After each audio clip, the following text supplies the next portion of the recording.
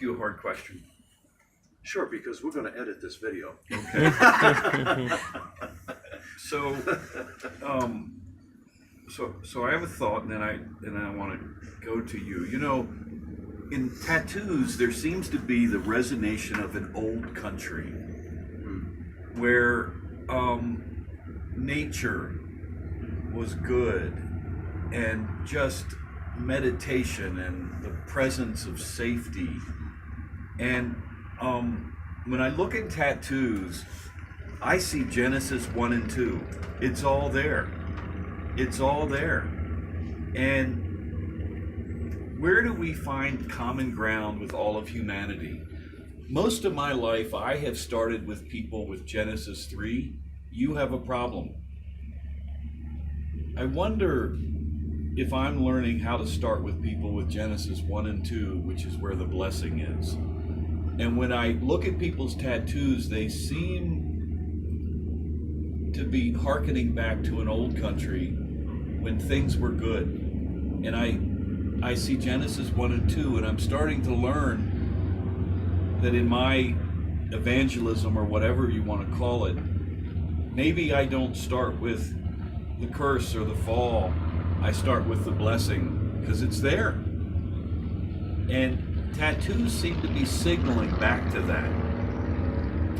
But my question for Michael is, and I love giving you the hard ones, by the way, isn't it mocking that none of us have tattoos, and we're researching tattoos, and people walk by and go, "You don't have tattoos. What right do you have?" How dare I talk about tattoos and I don't have any? There's a tension there, right? What are you thinking? We're all marked. Some of the marks that we have are visible, and some of them are not. So in a real sense, we're all tattooed. It's just that some of us demonstrate that, we display that. You can't go through this life unscathed. If I were to hold up the chronicle of my life story, it would look like Swiss cheese next to what we sometimes put forth from the church as the right kind of life. There's only one that I know who's lived the integrated, full, right, blessed, intended life, and that's Jesus, the Son of God. And I think we're invited by God's Spirit to take heart and be encouraged. It's very interesting to me, I'm sure it is for the rest of our team, that in addition to symbols for memorializing the dead and things related to the theme of death that people wear in their tattoos, there is a striking number of Christian symbols, whether those folks are Christian or not.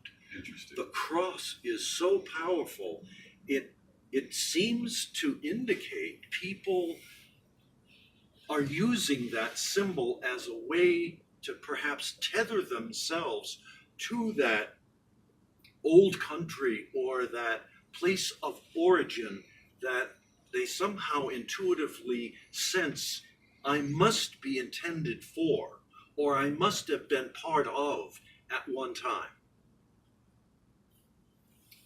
And so when you juxtapose perhaps a typical approach to sharing faith based on Genesis 3, the fall, over against the starting point, I resonate with that, Al, because the longer I live, here we are, a group of Christians, some of whom are pastors.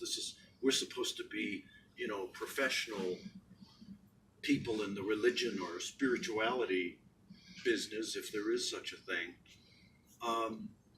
I find that I too have that longing and hunger that is in me.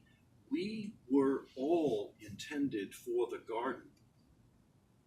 We were all intended to walk with our Maker in the cool of the day and to hear his voice and share ours too, to enjoy that fellowship. And I know this is counterintuitive for us who are here and probably for people online to hear what I'm about to say, but there is a sense in which the dynamic that we see, that we're witnessing, that we're feeling and touching on Main Street in Sturgis, South Dakota, feels like all pretense has dropped. I do not witness an attitude of us in them. It's all us. We're all in this boat together, and we're either sinking together or we're rising together.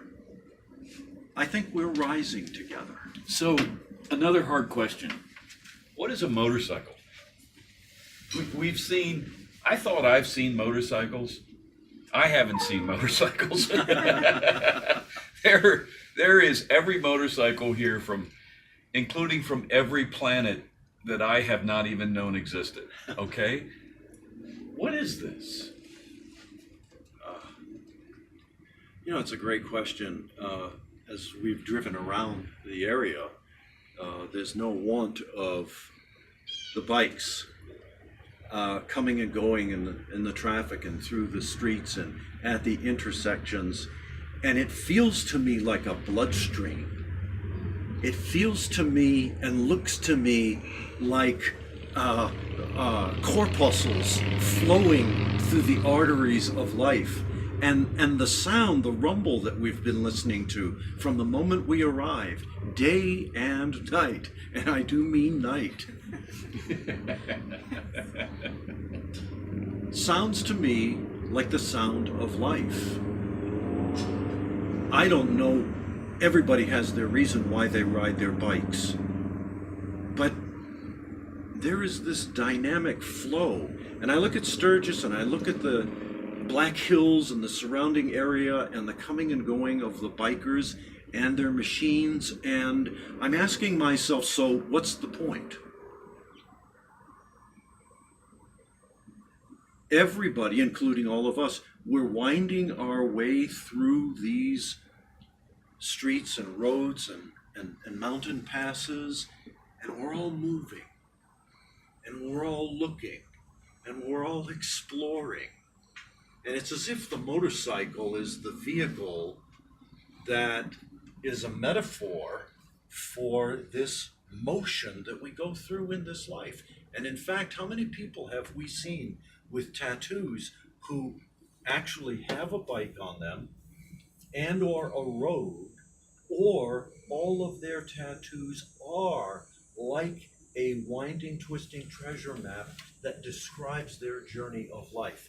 In so many different ways, there's this movement that's going on. And it's a movement, it seems to me, where people are looking for delight, they're looking for adventure, they're looking for shock value, pinching themselves. Am I alive? Does it matter that I'm alive? And interestingly, as we've gone up and down the streets and in and out of the stores, some of which, thank God, are air-conditioned, after you strip off the vests and the hats and the beards and the tattoos, all the folks doing the same thing that you and I do at every festival we attend.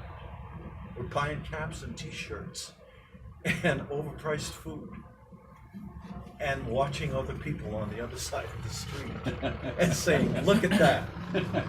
I think we're delighting, and all the folks who are here are delighting in the garden of life that we were intended for, even though we all have our own very personal sets of questions and wounds and hurts and ragged edges. Michael, I was thinking, just about, to the question, comes to mind, why have we as the church forsaken these dear souls? Why have we failed to interact with them, to see them, to hear them, and to know them? And not just the motorcycle community or the tattoo community, but the blues bar community. And I suspect that the reason that we fail to engage them, or we want to build the walls around our pretty white church and not see them, is I think they remind us of our own brokenness. They remind us of our own scars. They remind us of our own need for forgiveness and grace and mercy. And so I think there's much more there than just, well, I don't like to ride motorcycles, or I don't like tattoos, or I don't really know how to associate with those people. I think it's much deeper than that. I think that the tattoos, again, remind us of a country that we once came from, and a country that we still struggle and wrestle with. Our own sin and our own brokenness and our own selfishness, and there's a huge value in being in the wild around these other communities that causes the gospel to go deeper and deeper and deeper into my own life as I realize that I'm just a mess. I'm scarred, and you know what? I don't even know how to fix myself. In fact, I've been trying for 43 years. And I think we try to get away from that. I mean, I want to get away from that, right? But in one sense, I'm learning from the tattoo community that they're more comfortable in their skin. They're more comfortable revealing their brokenness than we are to them. And even in our own little community of the church, right? How many times do we roll up our sleeves and say, this is who I am? Here's my brokenness. Here's my scar. And so I just think that we have so much to learn from the communities around us that are not like us. But we're too afraid to move into those communities because we're going to see ourselves as we encounter these people. Ryan, hard question. So if we don't share the gospel with people, we're not doing our job. We're not. So what is this? We're just asking for stories, right? And we're sitting quiet. How in the world could that be valuable?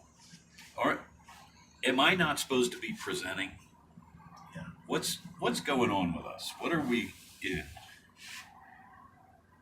Yeah, I think one of the things that I'm learning in this residency that I'm doing with Evangelize Today, and one of the things is that we have to move from the age of the brick and mortar, from the church as a building, and we've got to move into the age of the parish. And what I mean by that is that often, many times, we know how to interact and walk among those of the church, and we have our own lingo, and we have our own language. And those outside the walls of our church have no idea what that lingo and language is. So often, even when we speak, they have no concept of even what we're talking about, because we've developed our own language, sanctification and reconciliation and redemption and incarnation. And it's like we're speaking this language that they don't even understand. It's like being in the military and being around a lot of military guys where they're using their lingo, and so I think one of the first ways that you step into someone's world is not by simply coming and truthing them, but being a learner of who they are and where they are, so that when you do present Christ, that you present and move them from where they are, maybe just a little further down the road. And so, sure, we want people to hear the gospel. We know that faith comes by hearing and hearing by God's word, but we also know in the scriptures that we should be winsome and learners of our culture. And I think that's the part that we missed as a church, is we don't know how to engage the culture anymore. We don't know how to interact with those outside the church without using the lingo that we in the church have made up time and time again. And so, yes, I know that people need to understand forgiveness. They need to understand grace and love and mercy. And they even need to understand sin. But do I know how to bring that in to the culture that we're dealing with, or do I just talk my Christian lingo and it's as though I'm speaking some foreign language? And often that's what I do. I speak in these linear lines that no one understands but those inside the walls of the church. So it's amazing now when we do overseas ministry and we go into different cultures and missionaries go to those type places. Like, we call them foolish if they don't do some research about the culture and about the language and about the traditions of that particular community that they're moving in, whether it's in China or Russia or Africa. If they don't do their homework and they don't, really become learners and researchers of the place that they're going, we would say, oh, you're being very foolish. Then in our culture here in America, when you move into a community like the biker community or the tattoo community, or even the homosexual community, and you just think that you can dive in there and just start truthing people with the gospel without ever becoming a learner and without ever doing any research and without ever asking any questions or really hearing who they are. I think that you're being foolish with the message of the gospel. I don't think you're being wise or winsome. So a thought, and I'd like us to take a minute on this. Is the first sound of the gospel the question of God, where are you? Is that the first sound of the gospel? What are you thinking, Ryan? Yeah, I'm thinking when you hear that question from God in the garden, and I'm thinking about Adam. It's like, we know that we know that God knew where Adam was. We know that he already knew what Adam had done. He already understood Adam's brokenness, and he did not come to Adam immediately with judgment. He did not come to Adam immediately with, here's your sin, Adam. He already knew this. He already saw that Adam was condemned. He already saw that Adam was ashamed. He was afraid. He was sewing his fig leaves on. And so God knew that already, but he still invited Adam, as he said, Adam, where are you? Where are you right now? Why are you hiding? And so, that's the way that I see our research, is we're asking people, where are you? So, Ryan, you're making me think. Are tattoos the response to the question, where are you? Yeah, absolutely. And if you will listen long enough, people will tell you exactly where they are. They will tell you exactly what their fig leaves are. They will tell you exactly what is separating them from walking with God in the day. So, is the soul designed to keep secrets?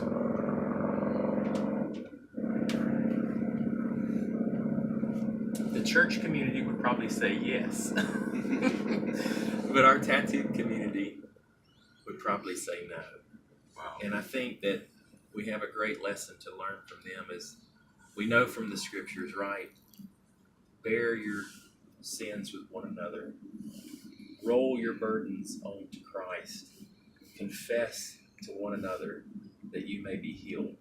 So I think just from the scriptures alone that we are made to carry one another's burdens and scars. So we're in this carnival that is shouting through, would it be an exaggeration, the sum total of millions of tattoos here? Would that be an exaggeration? Here's where I am. And it's answering some voice. Is the first sound of the gospel in our time and space, where are you? And you know what's so interesting now as I'm even thinking about that as we sort of process together and think about these things. It's not only this is where I'm at, as we say, where are you? But I hear the resounding echo back to us, do you even care where I'm at? Does it even matter to you where I'm at? Or does it only matter to you that you can go home and check your box that you truth me today? That you got your 4 points about the gospel out to me today? Do you really care that I don't really even understand what you're saying? So 40% of the population is writing its stories and secrets all over itself. And Al Dayhoff completely missed it. How did I miss that? I think, Al, we probably miss it because of fear, which is the main reason we miss a lot of things in life, is because we're afraid and we don't have all the answers for people. And we don't know what to do with people who are not like us. We don't know what to do with people who did not grow up with a Judeo-Christian background. We don't know where to begin with them. We don't have all the answers for them, so the best thing to do is just to avoid them or to truth them. And, and I think fear has a lot to do with why we don't really want to move into these communities that I think the church in some respects has abandoned and even maybe villainized, because that makes it easier. That makes it easier for me to walk by them every day and not invite them into my parish. We villainize them. If they're not going to come in my church, they're villainized. Right. Am I saying that too strong? No, I think in some sense, we're very much like the Pharisees and the Sadducees, right? We say we're sinners, but we're not quite as bad as sinners as they are. We say that we believe that we're broken and that our only hope is Christ and His forgiveness, but we don't interact with the world like that. And so I think, as Zach Eswine says, we need to get real about our need for grace. We need to be real with the world about what grace really is. And what grace is that none of us are going to get to walk with God in the cool of the day. None of us are going to get to heaven with one drop of our own righteousness. It'll all be the righteousness of Christ. It'll all be the love and mercy and grace of God. And so until the church gets real about its need for grace, and until we as pastors get real about our need for grace and quit hiding these stories as though we're clean, as though we don't have any scars, as though we don't have any brokenness in our own closet, then I really don't know that we're even equipped or even qualified to evangelize others until we get real about grace and our need for it. Wow.